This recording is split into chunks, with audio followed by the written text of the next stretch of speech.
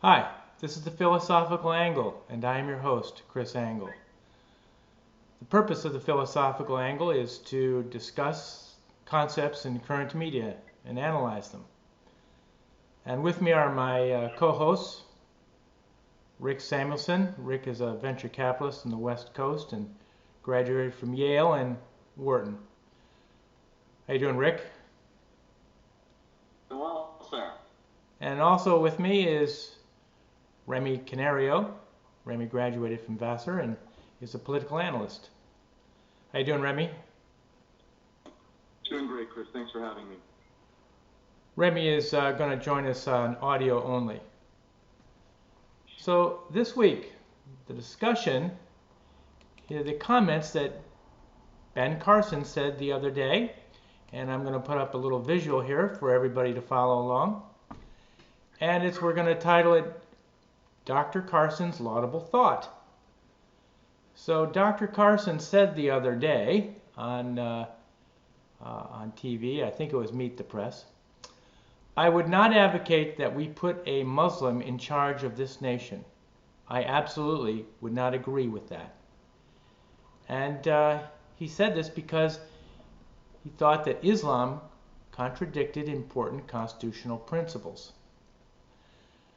Now, a famous author on things that are of Islam, Robert Spencer, pointed out that the problems with a Muslim being president aren't particularly religious, but they're political, and that Islamic law infringes upon the freedom of speech, forbidding criticism of Islam, and Islamic law denies the equality of rights to women. Islamic law denies the equality of rights to non-Muslims in general. However, Muslim clerics agree with Carson, as Robert Spencer points out. He says that Syrian Islamic scholar Bakar said in March of 2009, quote, democracy runs counter to Islam on several issues. In democracy, legislation is the prerogative of the people. It is the people who draw up the Constitution, and they have the authority to amend it as well. On this issue, we differ. And Muslim clerics differ because Islamic thought is legislated by Allah. And Bakar was reflecting a common view, as Spencer further points out, that Pakistani Muslim leader Sufi Muhammad said in 2009, I would not offer prayer behind anyone who would seek to justify democracy. A leader of the Shia Taliban in Iran, Yazdi, said in September of 2010 that democracy, freedom, and human rights have no place in Islam. And the Australian Muslim cleric, Sadiq Kalan, said in June of 2011, democracy is evil, the parliament is evil, and legislation is evil. Okay, so that being said and pointed out by Robert Spencer, we have to discuss why is that? Well, it's because democracy invites the input of all, everyone. Everybody votes. So that vote is an input. And it can be secular. It can be from Muslims and non-Muslims, Jews, Buddhists. Anybody can vote in democratic countries. However, Islam cannot be sullied by such ilk, such political ilk. This is only the Islamic pure. Their conclusion is that only the Islamic pure must rule. And as such, Islam is not compatible with democracy, and in particular the U.S. Constitution. So let's take an example. Islam both allows and forbids murder and violence depending on the recipient of the act. For example, Islam says in Quran Surah 8, verse 37, "Make war on them until idolatry is no more and Allah's religion reigns supreme." So this them there, it means really all those who are non-Muslim.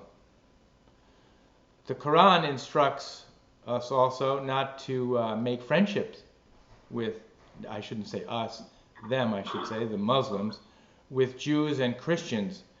And this is from Quran Surah 5, verse 58. But it asks them, Muslims, to make war against the non-Muslims. When the sacred months are over, kill those that ascribe partners to God. Actually, that's referring to Christians. Whosoever ye find them, seize them, encompass them, and ambush them. Then if they repent and observe prayer and pay the alms, let them go their way. Quran Surah 4, verse 5, fight against those who believe not in God nor in the last day, who refuse allegiance to the true faith from among those who have received the book, until they humbly pay tribute out of hand. The book means the Bible. Quran Surah 9, verse 29, this is a very famous one. Kill the disbelievers wherever ye find them. And then in another surah, 191, fight and slay the pagans, seize them, beleaguer them, and lie in wait for them in every stratagem. Murder them and treat them harshly.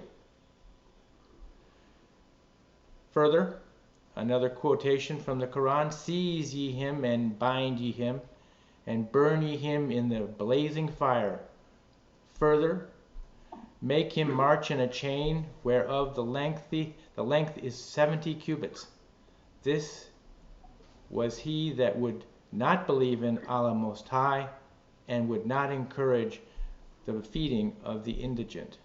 So no friend hath he here this day, nor hath he any food except the corruption from the washing of wounds, which none do eat but those in sin.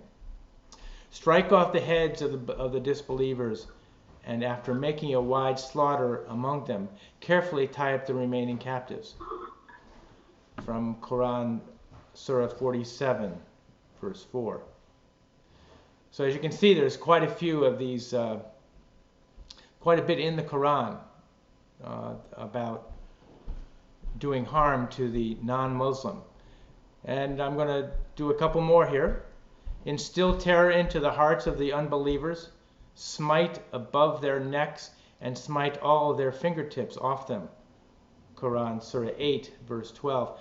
And this is why the Muslims tend to chop off heads from this verse.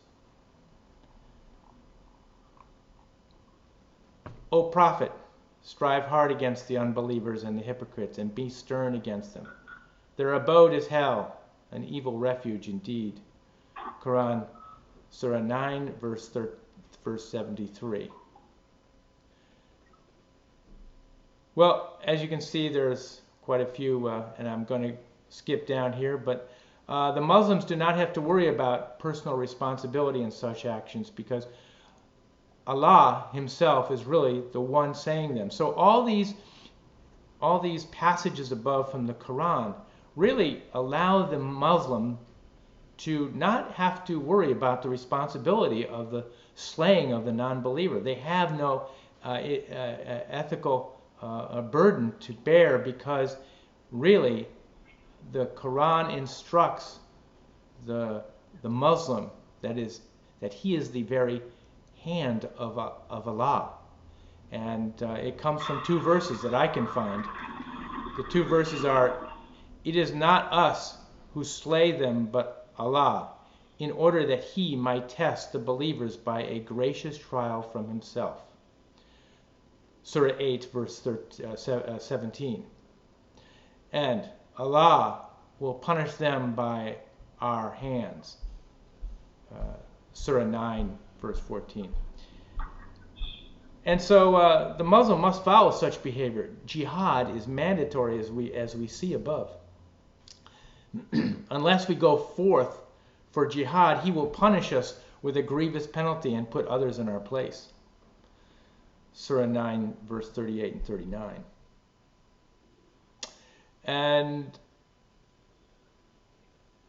down here, believers, when you encounter the armies of the infidels, do not turn your backs to find them in flight. If anyone on that day turns his back to them, except it be for tactical reasons, or to join another band, he shall incur the wrath of Allah and hell, and shall be his home an evil fate. So you see that it's not only obligatory that fundamental readings of the Quran incite the Muslims to incur the wrath of Allah upon the non-believer. But in addition, they feel that from the Prophet of Muhammad, that it is not they who really do it directly. It's they are nothing else but the instrument of Allah. But now, counter to this, many criticisms say that Christianity also has verses of violence, but they are different in that those verses in the Old Testament are closed-end verses. In other words, they're telling a certain people to attack a certain people. All the ones that we have discussed here today are open-ended, and that is, they're saying this is, in general, how you do things. So there's a distinction between the two types of scripture here. Just to give you a little flavor of the Bible, Jesus and Paul both said that there's a prohibition against murder. Ye have heard that it was said by them of old time, thou shalt not kill, and whosoever shall kill shall be in danger of the judgment. Matthew 5:21. Thou shalt not commit adultery, thou shalt not kill. Paul said that in Romans 13:9. So no evocations of murder anywhere in the New Testament, such as we see in the Quran. Matthew 5:43. You have heard that it was said, you shall love your neighbor and hate your enemy. But I say to you, love your enemies and pray for those who persecute you, in order that you may be sons of your Father who is in heaven. Very famous passage. Okay, so there are other contradictory places from the Quran, and particularly slavery is salient. Muslims are encouraged to live in the way of Muhammad, and he was a slave owner and trader. And he captured slaves in battle, and he had sex with his slaves, and he instructed his men to do the same. In Quran, Surah 33, verse 50, O Prophet, we have made lawful to thee thy wives to whom thou hast paid their dowers, and those slaves whom thy right hand possesses out of the prisoners of war, whom Allah has assigned to thee. Nice, and pretty damn convenient if you ask me. There's it looks like Allah has supplied unlimited sex partners for Muhammad and his followers. I proffer that it truly is anti-constitutional, and Muslim citizens should not be loyal to the non-Muslim government. As it's pointed out, is requisite by the Quran, and the Quran is very clear about this. They are to resist unbelievers by any means. until Islam establishes political supremacy. And that is what is happening throughout the world in almost all of its conflicts, except perhaps the Ukraine-Russia conflict, which is the only exception. To explain this further, the Quran, Surah 18, verse 26, makes it clear, Allah maketh none to share in his government. And we can conclude from this that Sharia is primal. Quran, Surah 5, verse 3, this day have I perfected your religion for you. That is, Islam is perfect and must govern all. So let's go one more. The Quran, Surah 3, verse 28, let not the believers take for friends or helpers unbelievers rather than believers. If any do that, in nothing will there be help from Allah, except by way of precaution, that ye may guard yourselves from them. But Allah cautions you to remember himself, for the final goal is to Allah. And this refers to the denizens of all society, so civil society, and so it brings democracy into conflict with Islamic society. As the head of any Islamic society must be an Islamic cleric. So to Dr. Carson's remark, I say touche, and hear, hear, and well done, and I'm glad he's brought this to the forefront for all to discuss. So enough of my speaking. Let's go to Remy. You're on the phone, and thus we don't have visual for you. So why don't you go ahead? Okay. What do you think? Chris, I have to say, I really disagree with you on this point. To begin with, the word unbeliever has a very specific connotation according to most scholars of the Quran, and it doesn't mean Christians and Jews. It means specifically the pagans that the early Muslims were fighting for control of the Saudi Arabian Peninsula. What you were seeing there in its proper political and military context cannot really be applied, cannot be said to apply without any qualification to the modern era, because those pagans no longer exist. Also, the Bible contains a ritual for cleansing slaves that you're about to have sex with. I mean, the Inquisition was based off of the Bible. The Crusades were based off of the Bible. Any religion comes down to its interpretation. Fine, there are surahs that are a little bit scary without context, but that doesn't necessarily mean that it has to be interpreted in a way that makes life for every Muslim incompatible with democracy. What you're essentially saying is that we should not have someone who wants to impose Sharia law and a strict interpretation of Islam onto the government of the United States. Well, I don't think that anyone's disagreeing with that. What people are disagreeing with is that the idea that someone being a Muslim is a litmus test that should never allow them to be president. I mean, if the person is of the Islamic faith, but shares in our Western values, and is first and foremost an American who has no desire to impose Sharia law, then, and those people exist because I happen to know many Muslims who live in this country and who have no desire to start stoning women in the streets, then to say that preemptively that they should not be in charge is a form of prejudice and even bigotry. Rick, your turn. Well, I guess I take a somewhat libertarian view on the issue of Muslim being qualified for president. There is no religious test in the Constitution, and therefore, I suppose in Dr. Carson's defense, he tried to clarify that he wasn't against a Muslim being president per se, but rather a Muslim who would put Sharia law ahead of the Constitution.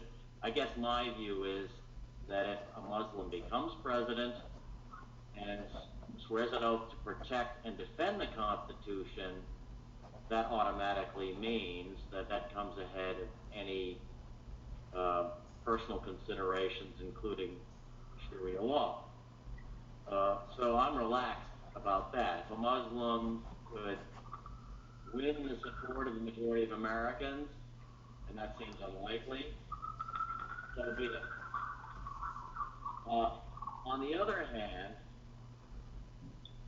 for the very reasons you've cited, and the evidence is obviously abundant both in the United States and even more so elsewhere, that Muslims are particularly violent, particularly those that are recent immigrants.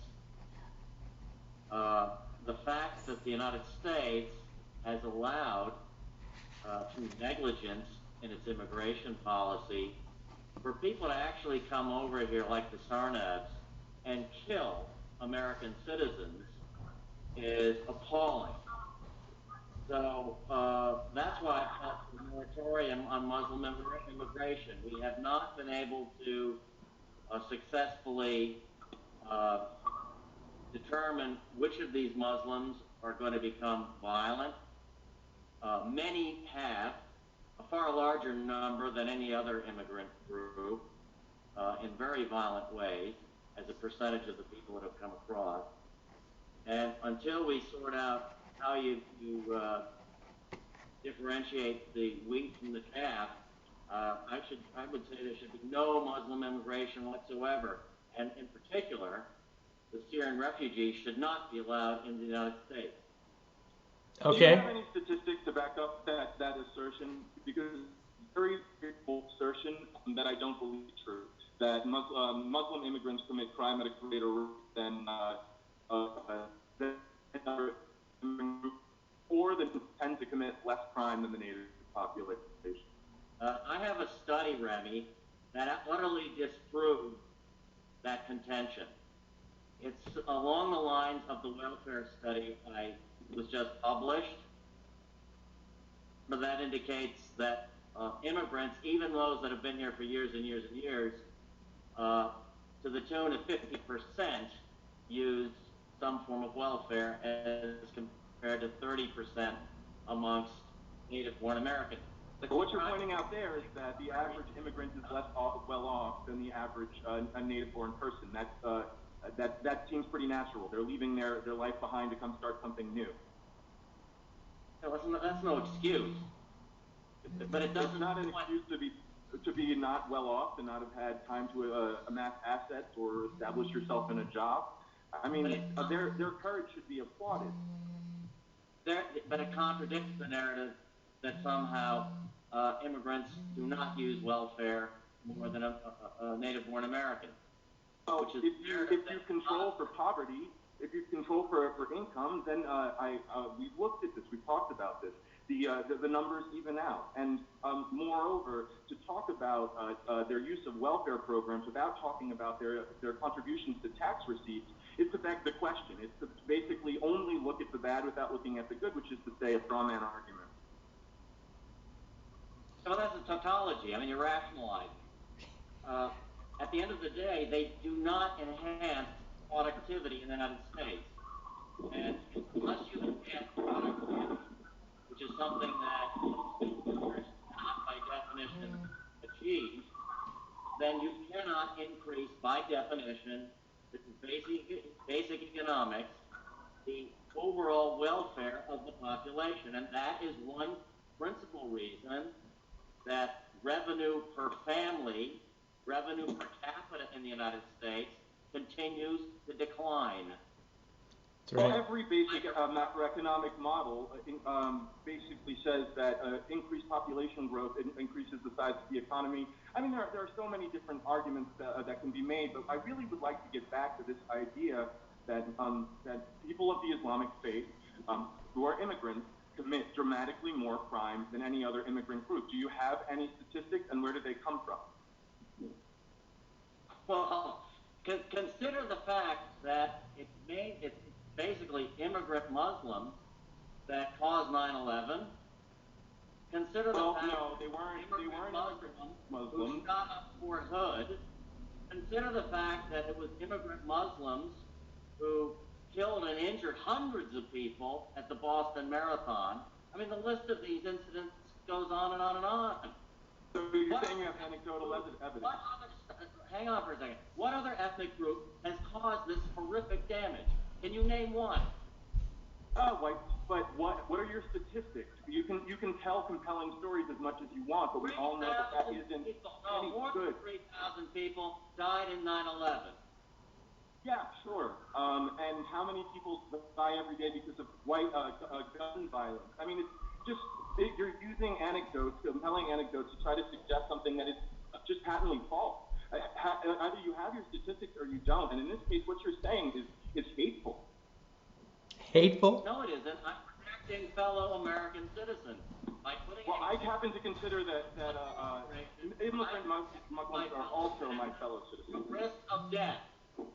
Yeah, but you're also doing it without any real basis in reality. You're just claiming something based off of spectacular incidents and completely. Okay, guys, I'm gonna take turn. The head of the Department of Homeland Security recently announced that they have no practical way of screening Muslim immigrants. He announced that publicly.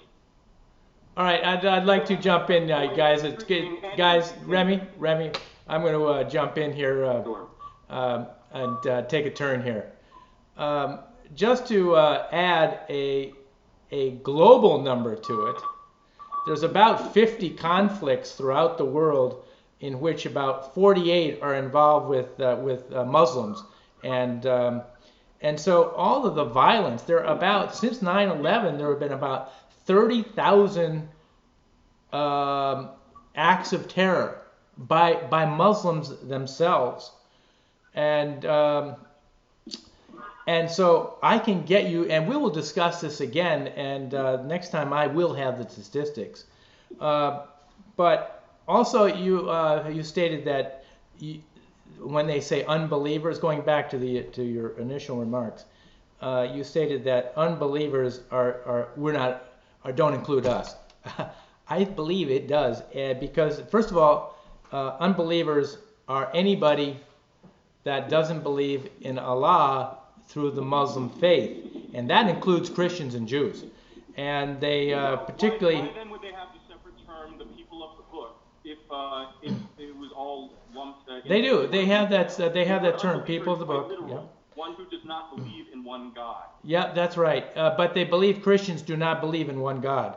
They believe that because they've added the Holy Ghost, that they formed the concept of Trinity, that they do not believe in only one God. And so, rightly or wrongly, they make that conclusion. The term, the people of the book, referring to Jews and Christians, if they're all infidels.